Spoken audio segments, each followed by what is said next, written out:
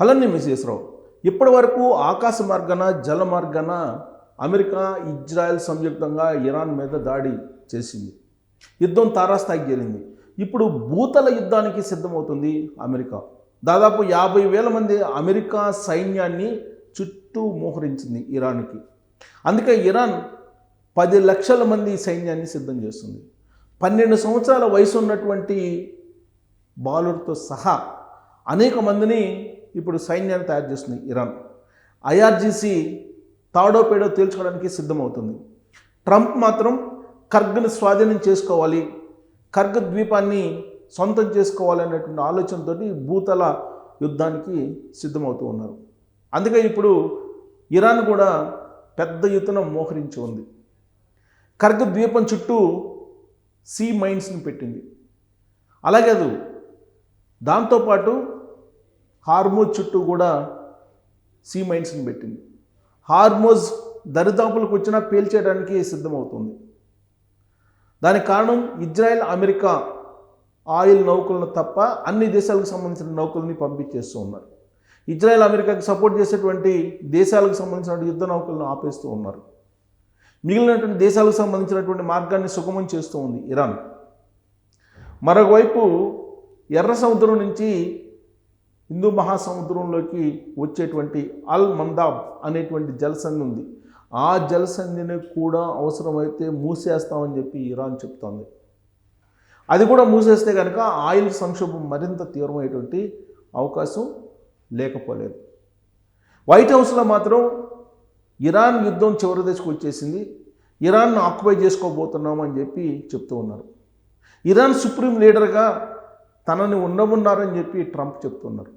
ఎవరు ఉండమన్నారని చెప్పట్లేదు, కానీ తానే ఇరాన్ సుప్రీం లీడర్. వెనిజులా ఏ విధంగా అయితే వెనిజులాకి సుప్రీం లీడర్గా ఉన్నారో అదే తరహాలో తాను సుప్రీం లీడర్ ఇరాన్కి అని చెప్పి ట్రంప్ చెప్తూ ఉన్నారు. ఇలాంటి పరిస్థితి నడుమ ఉద్రిక్తత నెలకొంది. ఏ క్షణంలో ఏమవుతుందో తెలియనటువంటి పరిస్థితి నెలకొంది. వెనిజులాని స్వాధీనం చేసుకున్నంత ఈజీగా ఇరాన్ని స్వాధీనం చేసుకునే పరిస్థితి అమెరికాకి లేదు.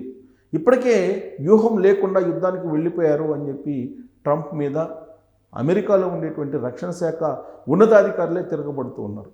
జేడీ వాన్స్ లాంటి వాళ్ళే ట్రంప్కి మద్దతు ఇవ్వడానికి సందేహిస్తూ ఉన్నారు. మరికొంతమంది బాహాటంగానే ట్రంప్ చర్యలని వ్యతిరేకిస్తూ ఉన్నారు. అమెరికా వ్యాప్తంగా కూడా ట్రంప్కి వ్యతిరేకంగా నిరసన కార్యక్రమాలు కూడా జరుగుతూ ఉన్నాయి.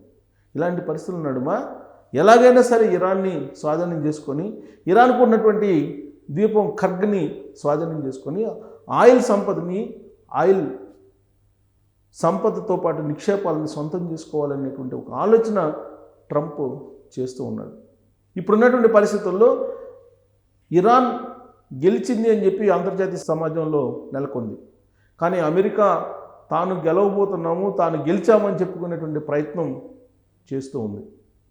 కానీ అంతర్జాతీయ సమాజం మాత్రం అమెరికా చాలా అపారంగా నష్టపోయిందని అంచనా వేస్తుంది. అమెరికా సంబంధించిన న్యూయార్క్ టైమ్స్ కానీ బ్లూంబర్గ్ కానీ ఇవన్నీ కూడా అమెరికాకి జరిగిన నష్టాన్ని చెప్తూ ఉన్నాయి. ఇరాన్ అగ్రనాయకత్వాన్ని లేకుండా చేసినందువల్ల ఇరాన్ స్వాధీనం అవుతుందని చెప్పి అమెరికా భావించింది. అందుకే యుద్ధం స్టార్టింగ్లోనే అయతుల్లా ఖమేనీని చంపేసింది, ఆయన ఫ్యామిలీని చంపేసింది. వారసత్వంగా ఇప్పుడు ముస్తఫా ఖమేనీ సుప్రీం లీడర్గా ఇరాన్కు ఉన్నారు. కానీ మొత్తం యుద్ధం ఐఆర్జీసీ పరిధిలో ఉంది. ఈ ఐఆర్జీసీ మాత్రమే ఇప్పుడు లీడ్ చేస్తూ ఉంది. ఐఆర్జీసీకి సంబంధించినటువంటి సుప్రీం లీడర్ని కూడా చంపేసినట్టు అమెరికా చెప్తుంది, ఇజ్రాయెల్ కూడా చెప్తుంది. ఎవరైతే హార్మోజ్ జలసంధిని మూసివేయడానికి ప్లాన్ చేశారో అతన్నే లేపేశామని చెప్పి అమెరికా చెప్తుంది. మరోవైపు ఇరాన్ అబ్రహం లింకన్ లాంటి యుద్ధ నౌకని కూడా టచ్ చేసాం, మేము కూల్చేసాము వాళ్ళ విమానాలను అని చెప్పి చెప్తోంది ఇరాన్. ఓవరాల్గా అమెరికా ఓడిపోయింది, అమెరికా ఇరాన్ సొంతం చేసుకోలేకపోతుంది అనేటువంటి అభిప్రాయం అయితే ఎక్కువ మందిలో ఉంది. మరి ఇలాంటి పరిస్థితుల్లో భూతల యుద్ధానికి సైన్యాన్ని దింపినందువల్ల నెగ్గుకు రాగలరా? ఆఫ్ఘనిస్తాన్లో కూడా అలాంటి పరిస్థితి నెలకొంది. ఆఫ్ఘనిస్తాన్లో అప్పట్లో అమెరికా సైన్యాన్ని పంపించింది, కానీ అక్కడ నెగ్గలేక ఆఫ్ఘనిస్తాన్ మీద వెళ్ళిపోయింది కొన్ని సంవత్సరాల పాటు యుద్ధం చేసి. ఇప్పుడు అలాంటి పరిస్థితే ఇరాన్లో కూడా నెలకొంటుంది. ఒకవేళ భూతల యుద్ధానికి కనుక వస్తే ఏం చేయాలి అనే దాని మీద ఇరాన్ పకడ్బందీగా ఏర్పాట్లు చేసింది, మొత్తం మైండ్స్ని పెట్టింది, మందుపాతలను ఏర్పాటు చేసింది అని చెప్పి అంతర్జాతీయ మీడియాలో వస్తున్నటువంటి న్యూస్. ఎక్కడెక్కడ మందుపాతలని అరేంజ్ చేసి వచ్చినటువంటి సైనికులు ఎంతమంది వస్తే అంతమందిని లేపేయాలి అనేటువంటి వ్యూహంతో ఇరాన్ ఉంది అని చెప్పి తెలుస్తుంది. సో దీనికి సంబంధించి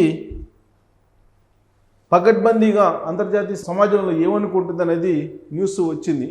కీలక ఇరాన్ దీవిని స్వాధీనం చేసుకునేందుకు అమెరికా ప్రయత్నం చేస్తూ ఉందని, కర్గ రక్షణ కోసం ఇరాన్ జాగ్రత్తలు, తీరం వెంట మందుపాత్రలు. అమెరికా ఇజ్రాయెల్ ఇరాన్ యుద్ధంలో సమీకరణలు మారిపోతున్నాయి. ఓవైపు కాల్పుల విరమణ కోసం ప్రయత్నాలు జరుగుతుండగా మరోవైపు ఉద్రిక్తతలు మరింత పెరిగే పరిణామాలు జరుగుతున్నాయి. ఇరాన్కు ఆయుపట్టు అయినటువంటి కర్గ్ దీవి వీటన్నిటికీ కేంద్రంగా మారింది. ఈ దీవిని ఆక్రమించుకునేందుకు అమెరికా ప్రణాళికలు చేస్తుందని ప్రచారం ఓవైపు, దాన్ని కాపాడుకునేందుకు ఇరాన్ చర్యలు మరోవైపు కలకలం రేపుతున్నాయి. యుద్ధం మరింత తీవ్రంగా మారుతుందా, చమురు సంక్షోభం మరింత తీవ్రం అవుతుందా అన్న ఆందోళన ప్రపంచవ్యాప్తంగా నెలకొంది. యుద్ధాన్ని ముగించాలని భావిస్తున్న ట్రంప్ ఇరాన్కు కీలకమైనటువంటి దీవి ఒకదానిని స్వాధీనం చేసుకుని గెలిచేశామని చెప్తూ కాల్పుల విరమణ ప్రకటించవచ్చని అంతర్జాతీయ వార్తా సంస్థలు ఇటీవల కథనాలు ప్రచురించాయి. ఈ క్రమంలోనే కర్గదీవి స్వాధీనం దిశగా వ్యూహాన్ని సిద్ధం చేస్తున్నారని, సైనికుల తరలింపు కూడా అందులో భాగమేనని పేర్కొన్నాయి. ఇక యుఎస్ఎస్ ట్రిపోలి సహా 3 యాంఫీబియస్ యుద్ధ నౌకలు, సుమారు 4500 మంది మెరైన్ యాంఫీబియస్ రెడీ గ్రూప్ సైనికులను ఇప్పటికే పశ్చిమాసియాకు తరలించింది. కాగా అమెరికా ఇజ్రాయెల్ పశ్చిమాసియాలోని ఒక దేశ సాయంతో ఒక ఇరాన్ దీవిని ఆక్రమించుకునేందుకు కుట్ర జరుగుతున్నట్టు తమకు సమాచారం అందిందని Iran parliament speaker Mohammad Bagher Ghalibaf పేర్కొన్నారు. వారు దీవిని ఆక్రమించే ప్రయత్నం చేస్తే పశ్చిమాసియాలోని సదరు దేశంలో కీలక వ్యవస్థలన్నీ ధ్వంసం చేస్తామని హెచ్చరించారు. అయితే ఆ దేశం యుఏఈ అని విశ్లేషకులు చెప్తున్నారు. సో యుఏఈ కనుక సపోర్ట్ చేస్తే కర్గ్ని స్వాధీనం చేసుకోవడానికి యుఏఈని కూడా లేపేస్తామని చెప్తుంది ఇరాన్. అల్ మందాబ్ మూతపడుతుంది. ఐఆర్జీసీ హెచ్చరిక చేసింది. ఏం చేసింది? ఇరాన్ దక్షిణ ప్రాంతంలో శత్రువులు ఏదైనా రెచ్చగొట్టే చర్యలకు పాల్పడితే ఎర్ర సముద్రం నుంచి హిందూ మహాసముద్రంలోకి వచ్చే మార్గమైనటువంటి బాబ్ అల్ మందాబ్ జలసంధి కూడా మూతపడుతుందని ఐఆర్జీసీ హెచ్చరించింది. అవసరమైతే యుద్ధంలోకి దిగేందుకు హౌతీ నేతలు సిద్ధంగా ఉన్నారని రాయిటర్స్ కథనం కూడా ప్రచురించింది. ప్రపంచంలో 4వ కీలక జలసంధి ఇది. ఏది? ఆఫ్రికా ఖండంలోని జీబౌటి, పశ్చిమాసియాలోని యెమెన్ మధ్య ఉండే బాబ్ అల్ మందాబ్ ప్రపంచంలోని కీలకమైన జలసంధుల్లో 4వదిగా చెప్తారు. ప్రపంచ చమురు రవాణాలో 12% దీని మీదుగానే జరుగుతుంది. ఆసియా, యూరోప్ దేశాల మధ్య ఎర్ర సముద్రం, సూయజ్ కెనాల మీదుగా ఎగుమతులు దిగుమతులకు ఈ జలసంధి కీలకం. ఏటా సుమారుగా 94 లక్షల కోట్ల విలువైనటువంటి సరుకులు రవాణా అవుతాయి. నిజానికి ఇరాన్కు ఈ జలసంధితో ఎలాంటి సంబంధం లేదు. కానీ యెమెన్లోని హౌతీ తీవ్రవాద సంస్థకు ఇరాన్ మద్దతు ఉంది. నిజానికి గత నెల చివరిలో ఇరాన్పై అమెరికా ఇజ్రాయెల్ దాడి మొదలుపెట్టగానే ఇరాన్కు మద్దతుగా హౌతీలు రంగంలోకి దిగి అల్ మందాబ్ జలసంధిలో నౌకలపై దాడులు చేయవచ్చని భావించారు. కానీ సంయమనం పాటించారు. ఇప్పుడు ఇరాన్ కోరితే హౌతీలు రంగంలోకి దిగే అవకాశం ఉంది. అదే జరిగితే సముద్ర సంక్షోభం మరింత ముదిరే ప్రమాదం ఉందన్న ఆందోళనలు వ్యక్తమవుతున్నాయి. సో హార్మజ్ గుండా భారత నౌకలు వెళ్ళవచ్చు. చైనా, రష్యా, పాకిస్తాన్, ఇరాన్వి కూడా ఇవి ఇరాక్ కూడా వెళ్ళేదానికి పర్మిషన్ ఇస్తున్నట్టు ఇరాన్ ప్రకటించింది. ఇక కర్గ్ దీవి తీరం వెంట మందుపాత్రలు. కర్గ్ దీవిని స్వాధీనం చేసుకునేందుకు అమెరికా ప్లాన్ చేస్తుందన్న సమాచారం నేపథ్యంలో రక్షణ కోసం ఇరాన్ ముందు జాగ్రత్తలు చేపట్టింది. దీని చుట్టూ తీరం వెంబడి మందుపాత్రలను ఏర్పాటు చేస్తుంది. అమెరికా యాంఫీబియస్ యుద్ధ వాహనాలు వస్తే పేలిపోయేలా యాంటీ ఆర్మర్ మందుపాత్రలను అమర్చుతుంది. రక్షణ వర్గాలను ఉటంకిస్తూ CNN వార్తా సంస్థ ఈ మేరకు కథనం ప్రచురించింది. ఇరాన్ వందలాది మంది సైన్యాన్ని, ఆయుధాలను, గగనతల రక్షణ వ్యవస్థలను కూడా కర్గ్ దీవిలో మోహరిస్తుందని పేర్కొంది. సో ఇప్పుడు అమెరికాకి చావోరేవో పరిస్థితి. అమెరికా ఏం చెప్తుంది? మేము గెలిచామని చెప్తుంది. కానీ అంతర్జాతీయ సమాజంలో అమెరికా గెలవలేదని అర్థమవుతుంది.